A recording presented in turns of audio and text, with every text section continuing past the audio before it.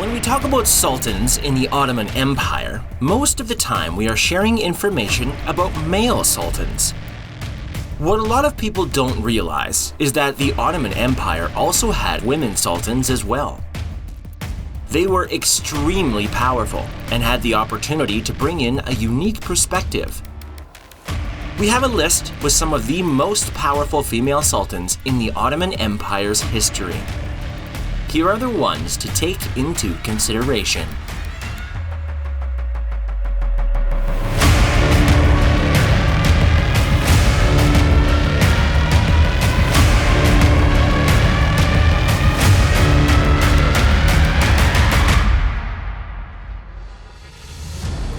Number 5.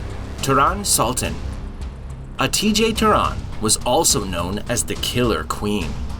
She was a slave that eventually became Sultan Ibrahim's favorite. She was acquired from Russia at just 12 years of age, and then was sent as a gift to Qasem Sultan from the King of Crimea. It's believed that Turan was given to his son Ibrahim by Qasem Sultan as a concubine, and she gave birth to a son named Mehmed, and that son becomes Mehmed IV. With that being said, Ibrahim got deposed by his own son, and Mehmed was just 7 years old. Because of that, Qasem Sultan became regent, and Hatice Turan had no dominance. Qasem was backed by the Janissary Corps, and that's why him and Turan Hatice ended up in a major battle. She managed to acquire supporters from the court. The former was eventually strangled by Turan's supporters, and she was forced to find a vizier that would help them handle a variety of issues. She chose Köprülü Mehmed Pasha, and most of the power was transferred to the vizier. After doing that, she decided to build libraries, mosques, repair fortresses, and build new ones as well. She also donated multiple books to libraries as well. It was very important for her to rebuild everything and try as much as possible to help people. These things made Turan Hatice beloved by the people, and she does have an extraordinary legacy at this particular time. She died in 1683 and was buried by her son.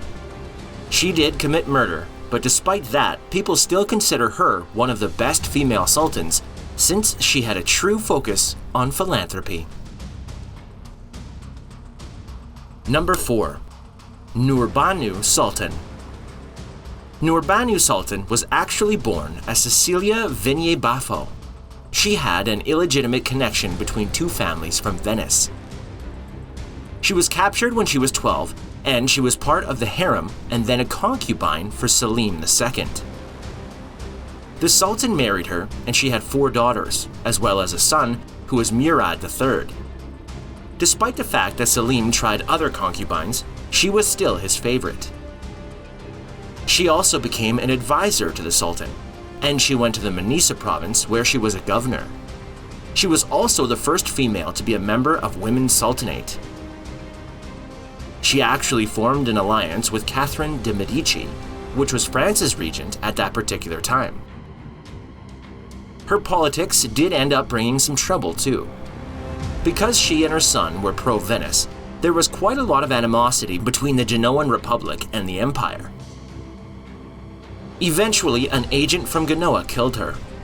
So she definitely had a major focus into trying and bring in peace. However, diplomacy was not something that everyone was okay with at that particular time. So they really had to find different ways to handle these situations, and results ended up extremely impressive because of that. Number 3. Mihrimah Sultan.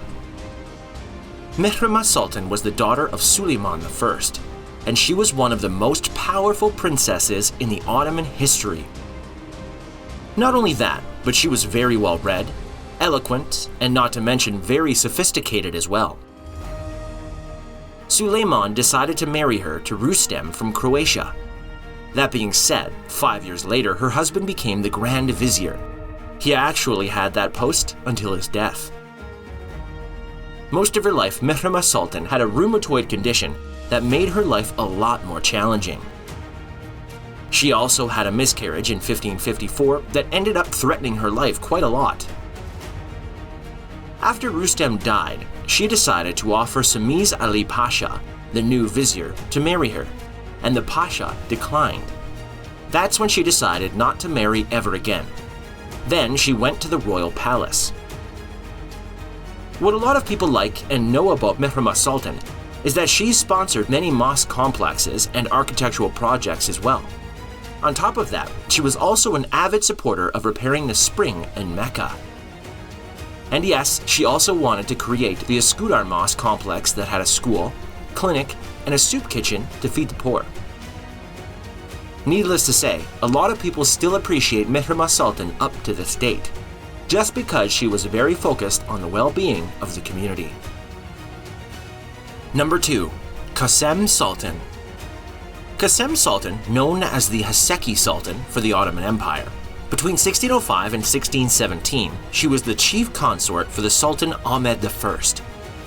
Like many others on this list, Qasem Sultan was taken at a very young age. In her case, she was 15. She was born in Tinos, and she was the daughter of a Greek priest.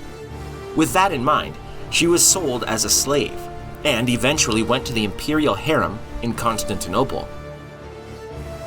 She then rose to prominence during the reign of Ahmed I, and she quickly managed to offer a positive influence towards him and the ideas that he had at that time. Many historians are crediting her because she was the one that persuaded Ahmed to spare the life of his brother. She was banished to the old palace for a bit once her husband died.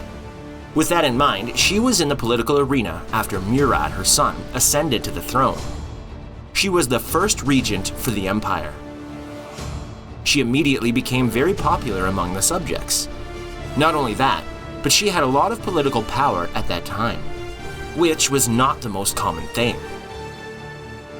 That being said, even if her son was opposed to it, she was active in the court affairs and politics even after she was not a regent anymore. She continued to attend cabinet meetings from behind the curtain as well. Murad died in 1640, and she became a regent for Ibrahim again. There was a coup d'etat, and that's when she had to give her consent for Ibrahim to be executed. After that, she was a regent for her grandson. Her daughter-in-law started to ask for her own authority. Because of that, Mehmed was replaced with Suleiman, which ended up with Qasem Sultan being executed in 1651. Number 1. Hürrem Sultan. Hürrem Sultan was born in Ruthenia, which is now Ukraine. She was named Roxolana, and she was captured by the Tatar soldiers. They sold her to a slave market in Istanbul. Many say that she was a being of exemplary beauty and she had amazing red hair. Aside from that, she was very intelligent, filled with charisma, and also poised with a very good will. However, her life was not exactly easy. She was acquired by the Grand Vizier and she was gifted to the Sultan Suleiman. She wanted to stand out among the other concubines, and that's when she started focusing on keeping her body and her mind very healthy. She wanted to learn the customs of the country, and she used her intelligence and even ruthlessness to try and solve any possible issues and challenges that might arise. She gave birth to a child for the Sultan, and she soon became an advisor for him in matters of state. Suleiman was devoted to her, and they had 4 more kids together. As time went by, Suleiman also married her. This was the first slave girl that actually became an empress as well. She focused a lot on using her political power to do good, create charitable locations, help laborers and craftsmen, among many others. With that in mind, she died in 1558, but still managed to provide an amazing legacy. She was a huge inspiration for everyone and continues to stand out as one of the top female leaders in the Ottoman Empire's history. Even if the history of the Ottoman Empire is known for its rulers, there were quite a lot of female sultans that also managed to stand out quite a bit with their work and commitment. Many of these female sultans ended up focusing on the society, creating complexes for those in need, and offering support and assistance to laborers. That's why many of them still continue to stand out as some of the best sultans in the history of the Ottoman Empire.